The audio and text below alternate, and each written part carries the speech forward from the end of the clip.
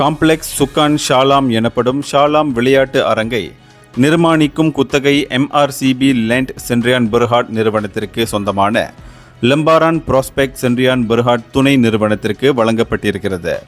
மந்திரி பசார் ஸ்லாங்கூர் கார்ப்பரேட் நிறுவனத்தின் வழி ஸ்லாங்கூர் மாநில அரசாங்கம் இதற்கான ஒப்பந்த கடிதத்தை வழங்கியிருக்கிறது. இந்த நிர்மாணிப்பு செலவுக்கான மதிப்பு 2.94 பில்லியன் ரிங்கெட் ஆகும்.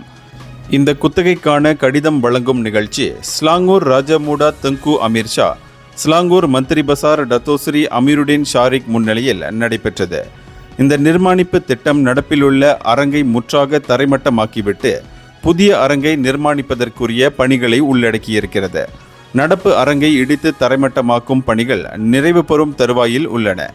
புதிய அரங்கு 48 மாதங்களில், அதாவது 2029ஆம் ஆண்டில் கட்டி முடிக்கப்படுவதற்கு இலக்கு வைக்கப்பட்டிருக்கிறது.